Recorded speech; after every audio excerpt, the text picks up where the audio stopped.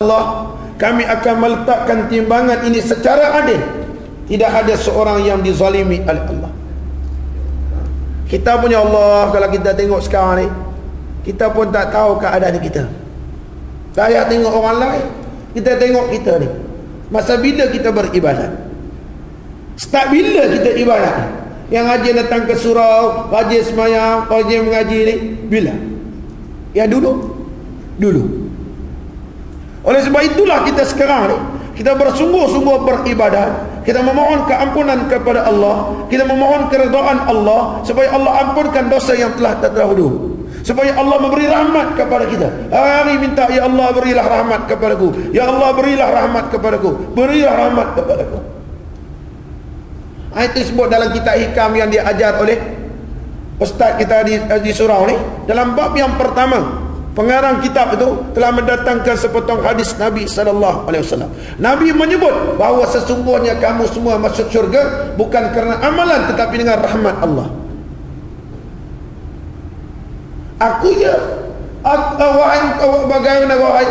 Bagaimana engkau wahai Rasulullah?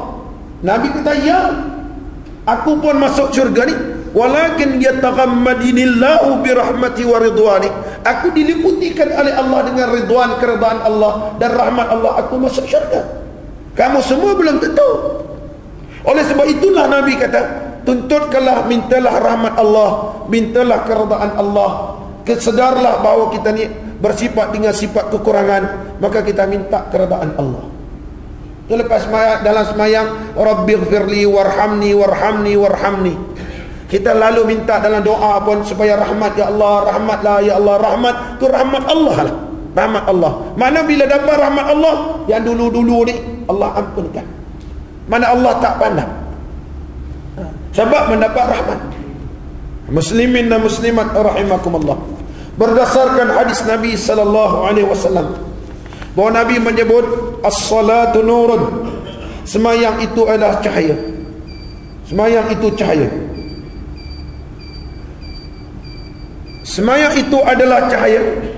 Ini berdasarkan hadis yang diriwayatkan oleh Imam Ahmad radhiyallahu anhu, iaitu Nabi bersabda, ya Bilal, aqimis salata wa arihna biha. Wahai Bilal, dirikanlah semayang dan biarlah kami merasa tenang dengan semayang. Itu Nabi kata, ya Bilal, aqimis salah, dirikan semayang, mana kamat ataupun azan. Wa arihna, arihna ni rahat, rahah maknanya rehat, tenang dengan semayang. Maknanya kalau semayang ni orang itu tak tenang, belum lagi. Tapi dengan semayang merasa ketenangan, itu maknanya menyahut sebagaimana hadis Nabi SAW. Ada orang semayang dia tidak rasa tenang. Contohnya kalau adalah orang gini, dia pun baru balik, tadi dah jam dekat Greenwood kata, punya lah lama, sampai rumah baru nak rehat sikit, tiba-tiba azan asar lah, Allahu Akbar, Allahu Akbar. Dia kata, ya Allah, baru nak rehat, dah masuk waktu asar. Betul lah, nak kiamat sungguh lah dulu. Cepat benar, dia kata, cepat sangat. Dah pukul 5, kat pukul 5 dah, baru nak rehat. Itu makna dia apa? Dia belum merasakan semayang itu wa arihna biha.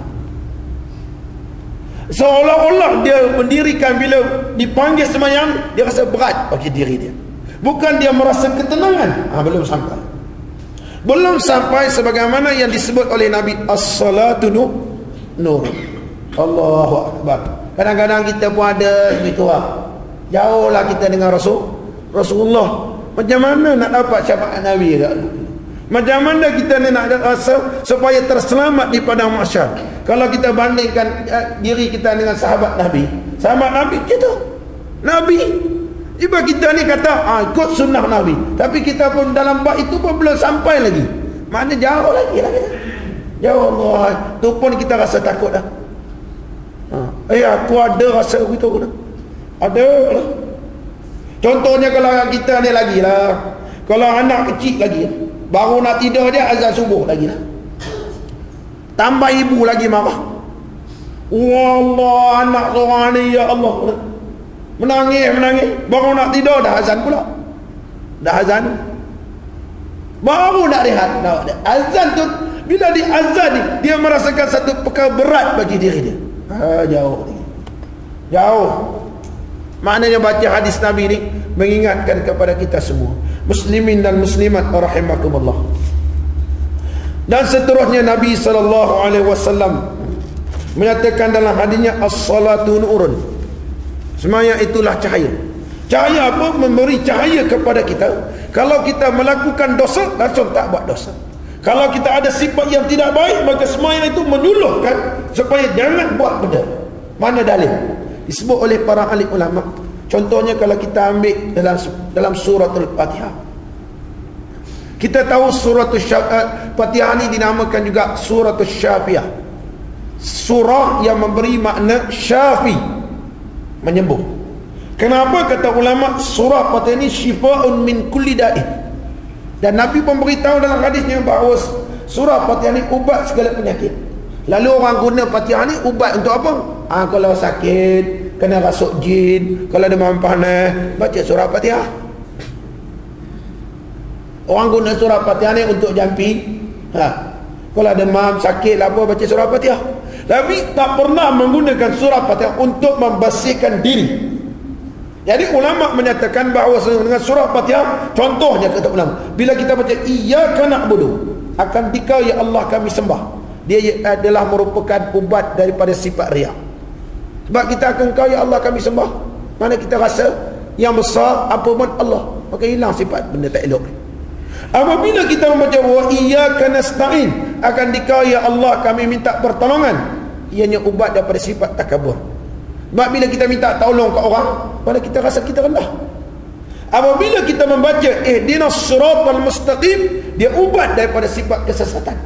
Sebelum ni dia sesat jalan, tak ikut syariat. Bila baca ihdinas siratal mustaqim, dia ubat daripada sifat kesesatan. Maknanya dia tidak sesat sekarang. Dia ikut sunnah Nabi, dia ikut petunjuk dalam Quran dan apa yang disebut oleh Nabi SAW. Tapi kalau dia baca surah Fatihah, betul dia tahu surah Fatihah itu rukun dalam sembahyang, tapi dia tidak menjadikan bacaan surah Fatihah ubat bagi diri dia, walaupun dia sembahyang sesat juga. Maknanya dia tidak menjadikan sembahyang itu cahaya yang boleh menerangkan dirinya kepada jalan yang diridai oleh Allah Subhanahu wa taala. Muslimin dan muslimat rahimakumullah, itu di antara sebahagian dalam hadis Nabi SAW yang disabdakan oleh Nabi dan ditulis oleh Al-Imam Nawawi radhiyallahu an. Dia menyusunkan hadis ini dalam kitab hadis 40, itu hadis yang ke-23. InsyaAllah yang bakinya kita akan sambung bila-bila masa. Mudah-mudahan pertemuan kita ini diridai dan diberkati oleh Allah Subhanahu wa taala. A'udzubillahi minasyaitonirrajim. Bismillahirrahmanirrahim. Alhamdulillahirabbil alamin. والصلاة والسلام على سيدنا محمد وعلى آله وصحبه أجمعين. ربنا آتنا في الدنيا حسنة وفي الآخرة حسنة وقنا عذاب النار. وصلى الله على سيدنا محمد وعلى آله وصحبه وسلم والحمد لله رب العالمين. تقبل الله.